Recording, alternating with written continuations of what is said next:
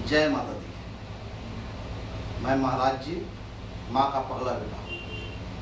आज मैं आप लोगों से कुछ बताना चाहता हूँ कि सागर रूपी संसार में आने के बाद मुझे किससे क्या मिला, ये जानना हमें जरूरी है। अगर कोई गुरु बताएगा नहीं तो फिर हम सीखेंगे कैसे, जानेंगे कैसे। तो इस संसार में जब मैं आया, इस संसार में जब मैं आया तो कैसे आया, कौन सा रिश्ता लेकर आया यहाँ पे। हमें इस संसार में आने से पहले हमारे माता पिता सारे रिश्ते को बनाए हुए थे और फिर मैं उनके माध्यम से इस संसार में पाँव रखा। और इस संसार में आने के बाद हमें माँ मिली और पिता मिले और सारे रिश्तेदार मिले और उन्होंने सारा जीवन हमें क्या दिया ये जानना जरूरी है। भाई से प्यार मिला, बहनों से प्यार मिला, सारे रिश्तेदारों से मिला, लेकिन कब तक,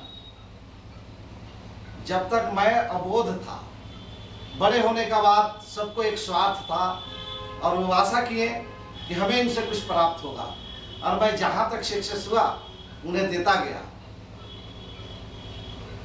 तो माता पिता का माध्यम से इस संसार में हमें सब कुछ मिला। जब मैं बड़ा हुआ, बड़ा होने का बाद मैं अपने मर्जी से या पिताजी की मर्जी से या माता की मर्जी से मेरा मैरिज होता है, यानी कि मेरी शादी होती है तो एक नारी से संगत होता है, वह हमारी धर्म पत्नी बनती है।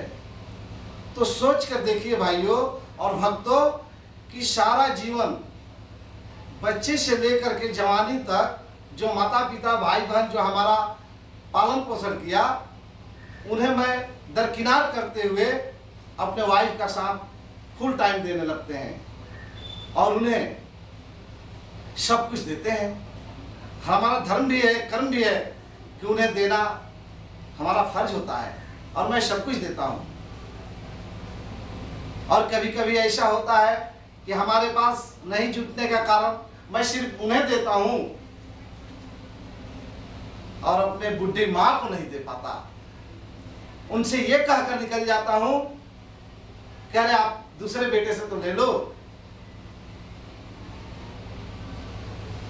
एक दिन होता है, 2 दिन होता है, ऐसे आदत सी पड़ जाती है और मैं माता पिता को नज़रअंदाज करना चालू कर देता हूँ और अपने वाइफ के लिए सारी सुविधाएं, सारी सुख देता रहता हूँ। अचानक हमारी जिंदगी में एक ऐसा मोड़ आता है कि मेरी इनकम का रास्ता बंद हो जाता है। फिर मैं उन्हें दे नहीं पाता। जो सुख इनकम का माध्यम से देता था, वो इनकम बंद होने का बाद मैं अपने पत्नी को, अपने बच्चों को नहीं दे पाता। देखते देखते 1 दिन, 2 दिन, 4 दिन, 5वें दिन वो खड़ी हो जाती है और कहती है इससे अच्छा है कि मैं मैके जाकर बैठ जाती, आपके घर में रहने से हमारा कोई इच्छा पूर्ण नहीं होता। तो भाइयों भक्तों सोचिए कि जिसे आप शुरू से लेकर सब कुछ दिया और जब आप लाचार हो जाते हैं, बेबस हो जाते हैं, उस समय वो आपका साथ छोड़ने को तैयार हो जाती है। और वो हमारी माँ जो उनके पैरों से लेकर माथे तक मैं गंदगी फैला देता हूँ, उसे साफ करती हुई मुझे बालक की होती है और उन्हें नहीं दे पाता। लेकिन वो माँ कभी भी हमें ये नहीं कहती कि बेटे मैं तुझे छोड़कर अपने मैके बैठ जाऊंगी। किस लिए जानते हो? इसलिए कि वो हमारी माँ है। उसे हम दे अथवा ना दे, फिर भी वो हमारी सुख की कामनाएं हर समय करती होती है और हर जगह जहां भी वो जाती है कहती है हे ईश्वर, हे माता, हमारे पुत्र को सुखी रखो। लेकिन आप दो नहीं दो, वो कुछ मायने नहीं रखता। और आपकी माता हंसते हुए हर गम को झेल लेती है, लेकिन आपकी वाइफ क्यों आपको छोड़ जाने को कहती है? सोचिए कि हमें क्या करना चाहिए। आखिर कब तक ये माताएं, ये बूढ़े बुजुर्ग रूपी हमारे पिता कब तक ये दर्द को झेलते रहेंगे और सहते रहेंगे? ये हमें बताइए आप लोग। तो हमारा का नाम है कि माता पिता को सेवा करो और जगत जननी की आराधना करो, फिर आपके जीवन में कोई कष्ट नहीं आएगा। ना जगत जननी आपका साथ छोड़कर जाने को कहेगी, ना आपका माता पिता आपका साथ छोड़कर जाने को कहेंगे।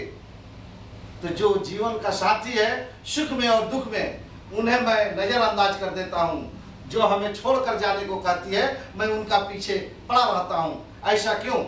तो मैं उन भाइयों से कहूँगा कि आप सब अपने वाइफ से कहें कि नहीं, सर्वप्रथम हमारे माता पिता का स्थान है, उसके बाद आपकी स्थान है।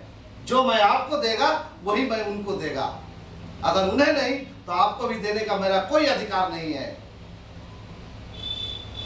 तो मैं इतना ही कहकर आज वक्तव्य अपना समाप्त करूंगा और आप लोगों से नम्र निवेदन करूंगा कि आप लोग जगिए, नहीं तो बहुत देर हो जाएगा और ये वृद्ध आश्रम वाले इसका मजा लेता रहेंगे।